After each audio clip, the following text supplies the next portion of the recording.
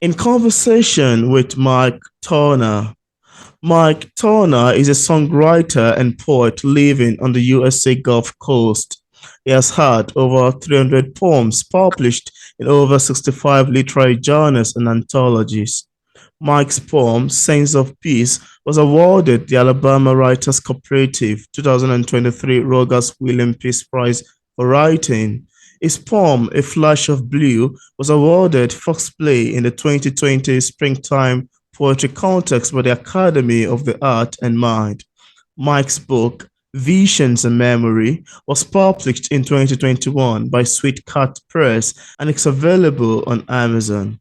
And on today's episode of Auto Interview, it's my utmost pleasure and joy to have on the show today Mike Turner. How are you doing, Mike? I'm very good, Peter. It's good to be with you today.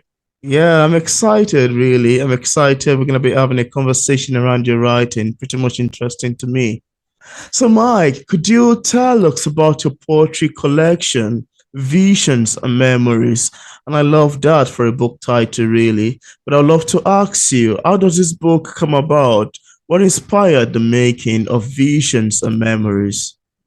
I came to poetry writing relatively late. I Oh, retired from a law enforcement career in 2007, and I started writing poetry about 10 years later. wow. And, and originally, I had no intention of doing a book.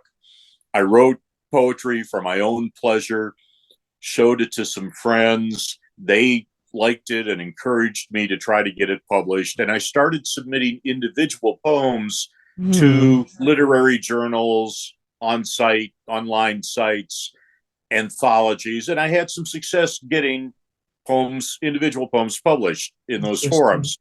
Yeah. And after about a year or so of publishing in that way, the owner of Sweetie Cat Press, Steve Carr, came to me and asked if I was interested in doing a book. He told me he liked my poetry and he wanted to try to bring it to a wider audience.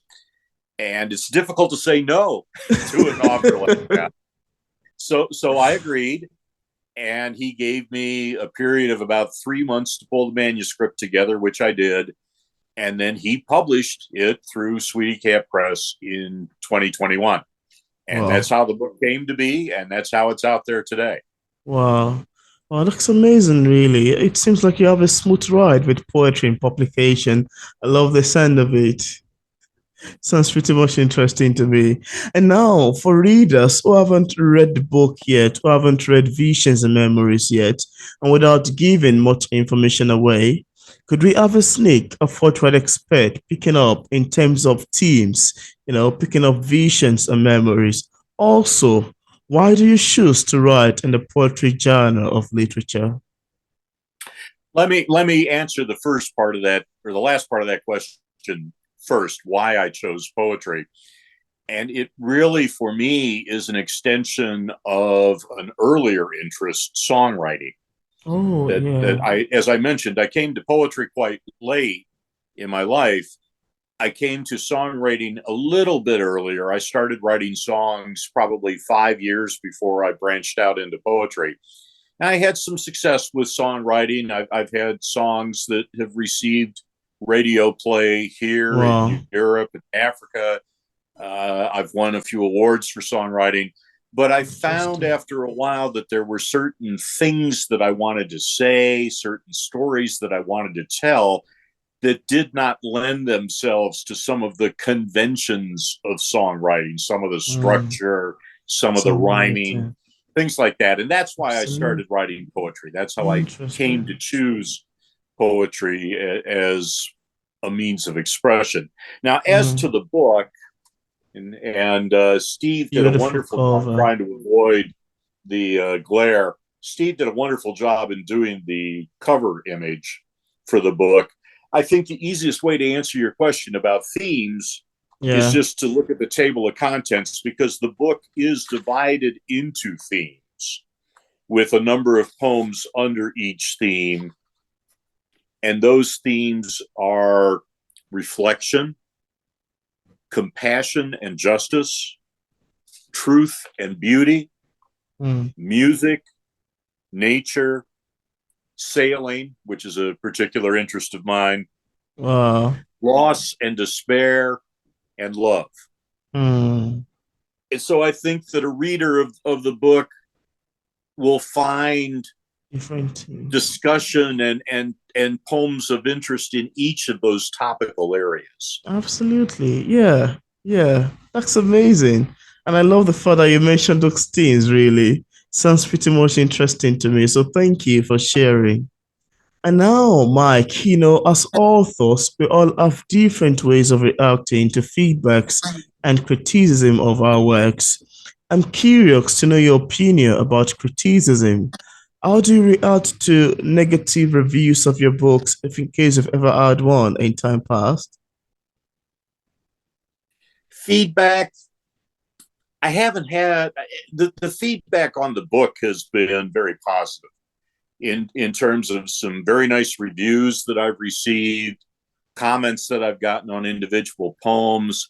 I was particularly pleased to find that a couple of yoga instructors have been using readings from the book for meditation purposes in their Wow, yoga sessions and their yoga classes. I thought that was a particularly nice type of feedback. Now, absolutely. with that said, there have been individual poems that I've published in journals and anthologies that at times I've gotten negative response to. And in the beginning, I will admit it was soul crushing.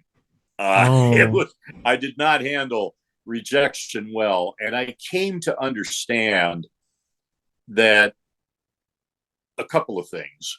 First, when any of us write a poem, any of us that write poetry, we're writing expressing our personal feelings, our personal beliefs, our personal absolutely. emotions, Yeah, what we have experienced. yeah. The reader, by contrast, interprets that through the prism of their own experience and understanding and emotion. And so an Absolutely. individual can interpret a poem quite differently than I may Differently. have intended in the writing of it. And Absolutely. so negative feedback in a way is a personal opinion based on the individual's Wow. relating to the poem. They like it, they don't like it, whatever. And so I've come to appreciate Mm, that people respond to poems in different ways based on their own understanding. interpretation. And Mm, that helps me to take it much less personally if someone does not respond positively, because that's not a real reflection on the poem. It's a reflection on their experience in the context of the mm, poem.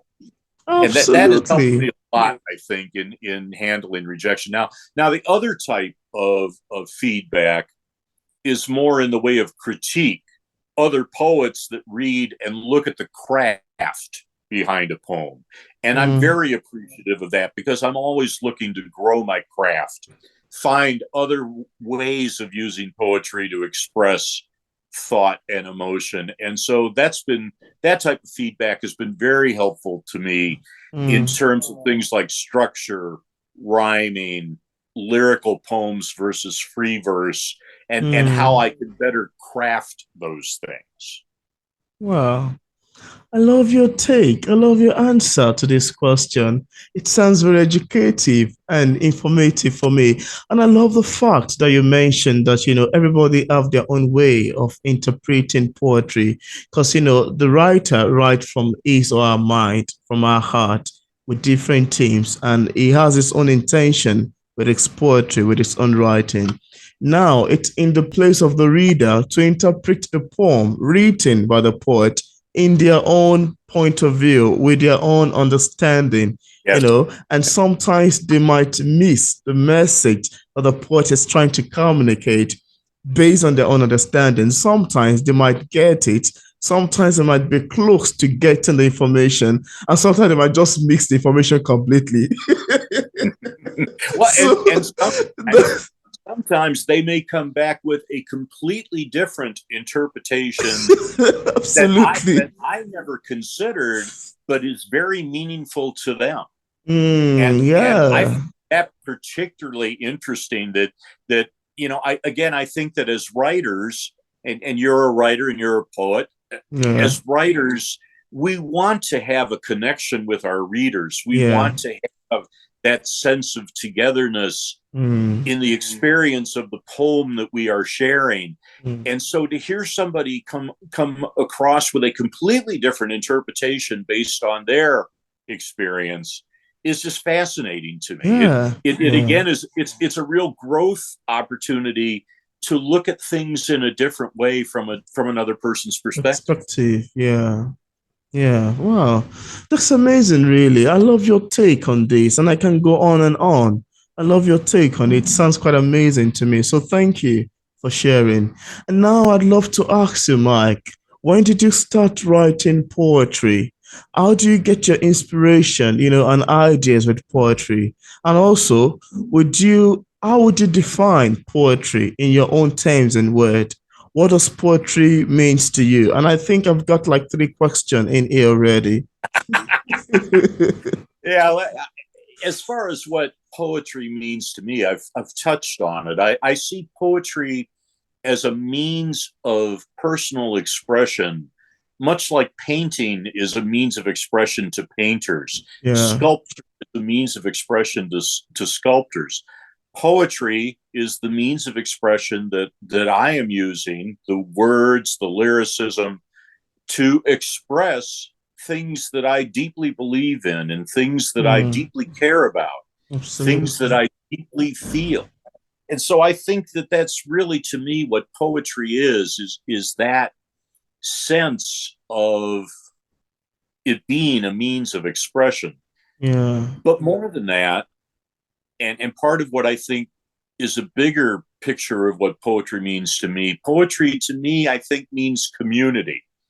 It Mm, it is not just writing for myself. It's hoping to have that connection with readers. And the absolutely. connection that I hope for is that people will read my poems and have a realization that I'm not the only one that feels this way. There Yeah. are other people that feel the same way that I do and Yeah. see the world in the same way that I see it. And that to Absolutely. me helps to build a sense of community. It Yeah. helps to build a bond between people in the common experience that we call humanity. Mm. That's Well, really in a far way what I'm after. Now, wow. now part of your multi-headed question was, well, again, I think I've touched on this is how I came to poetry and why I chose poetry. Yeah. And I started with songwriting, and I have a lot of fun with songwriting. I've had a lot of success with songwriting, but there were some things that just did not that I wanted to say that did not lend themselves to being a song. There are Mm. certain conventions in song, things like structure, verses, choruses, all the rhyming, Yeah. the short period of time one has to make their point and to tell their story. Songs are Mm. about 3 minutes long. Some things I wanted to say just did not lend themselves to using those methods. And that's why I started writing poetry, and that's why I continue to write poetry. Wow. I find it to be a very expressive way of saying some of the things that I want to say. Wow. Wow, that's quite amazing to know, really. I love your start to poetry. I love your take on poetry. I love the stance of how you get inspiration and ideas. And I love your divination of poetry as well. And, to me, I've always considered poetry as a language of the soul of the writer, the language of the soul of the poet, because it's something that comes from within, from the art, and etc. So thank you so much for sharing. I really do appreciate it. And your responses are quite educative, really. Let me add to that. I think there was another part to your question is where my inspiration comes Yeah, from. yeah. And the short answer is it comes from everywhere. I try to practice what I call active listening, Mm, which means listening in conversation. It means paying particular attention when I'm reading the newspaper, reading my social media. I'm mm, always looking for topics that interest me, historical events that spark my curiosity, mm, social justice issues that I care about, that I have an opinion about, that I want to express. And so every day when I get up in the morning, I sit down, pour myself a cup of coffee, open up my tablet, read the newspapers, read my social media, and I'm looking for topics, phrases, Mm, words that serve to inspire me. And I'll start to write. And much of my poetry is written early in the morning based mm, on something I saw in the paper or something that I saw on social media. And it turns. absolutely. Wow, that's amazing too. I love the sound of it. And now, Mike, apart from visions and memories, do you have any other works you've authored or maybe currently working on? Well, I mentioned I never really intended to do a book. And so I was really grateful when Steve Carr from Sweetie Cat Press uh, came to me and asked me to do that. And he turned out to be not just a publisher, but a wonderful mentor and a wonderful friend. And unfortunately, he passed away last year. I Oh, really wow. haven't thought about another book. I have continued to focus on individual poems and getting them published in literary journals. As of the beginning of this month, I've published just over 300 poems Wow. in about 65 different journals and anthologies. I Wow. just had a message this morning that another one has been picked up for publication in an anthology out of the UK. And Interesting. so every day I'm writing something, and what I'll do is I'll write a poem, and usually I'll do a first draft and then maybe one or two Hmm. small edit reviews, and then it's done. And Wow. I'll look for a magazine or a journal or anthology to get it placed in. Some that I've published in before, Hmm. others that I'm looking for new magazines and journals to publish in, to broaden my audience, to broaden my readership. Wow. Well, I love the sound of that, really. It sounds quite amazing to me. Thank you so much for sharing. And now, as a published author, what sort of advice do you have for other writers who are still struggling with publishing a poetry collection? What would you advise people in this category? I always advise people first, find the method of expression that best It's suits your you. voice and best Absolutely. gives expression to what you want to say. For Mm. some, it is poetry. For other, it's short stories. For other, it's Yeah. novel. For Novel. others, it's painting, Yeah. sculpture, all these different artistic means of expression. Mm. Keep looking for the one that's right for you. Now, for you and Absolutely. me and for others, it's turned out to be poetry. Poetry. And I think for those of us that do write poetry, I would say on the one hand, be fearless. Mm. Write from your heart and write from your Absolutely. soul. And don't be afraid to say what you want to say. Wow. Other people will respond to it. Other people will connect with it. Other people feel the way we do. Mm. And don't get discouraged, because this can Yeah. be a very discouraging avocation. Certainly, if one is trying to be commercially successful, it can be particularly challenging.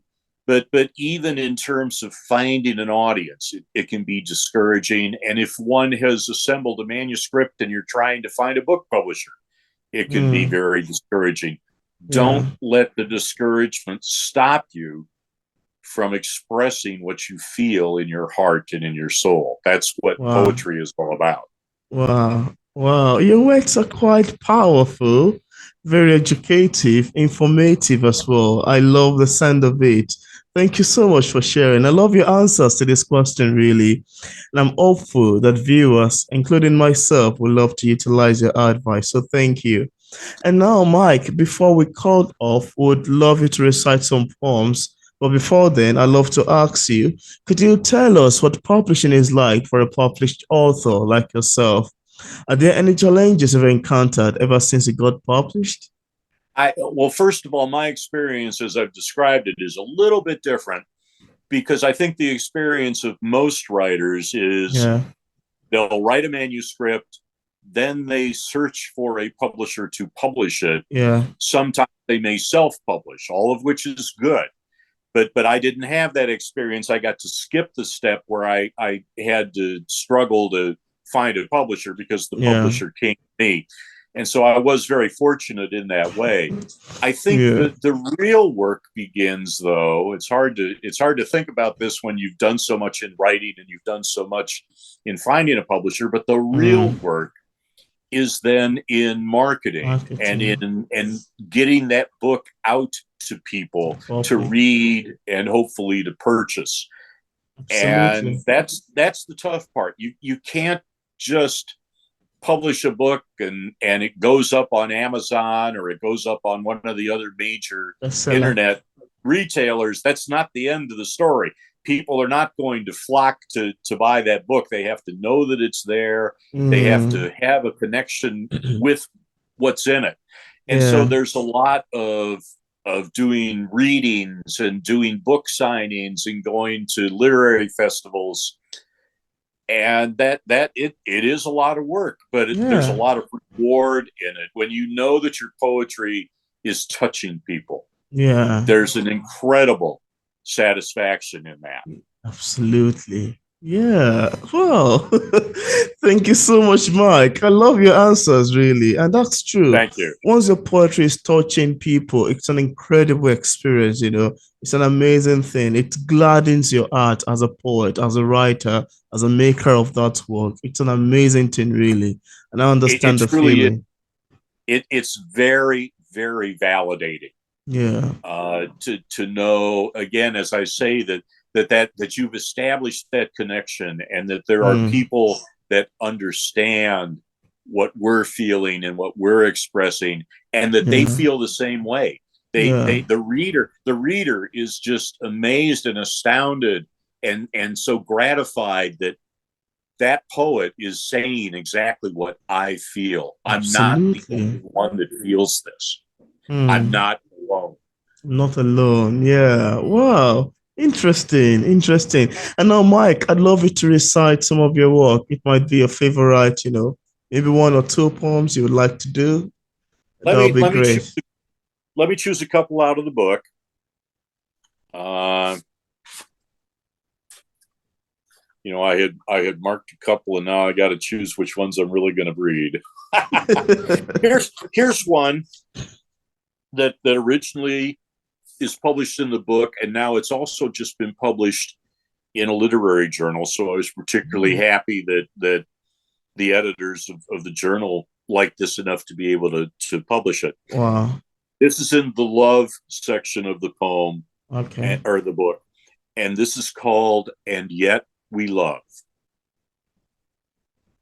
Love is to take the essence of oneself and offer it up, naked, defenseless, vulnerable, to another, with faith that it will be vouchsafed safely, and lingering knowledge that all may be lost. And yet, we love. Wow, that's amazing, really. And please, would you like to do another one? Let's do another one more. That would be great, really. It's amazing. I love your sound of love, your definition of it. Thank you. And let's do one more. Yeah.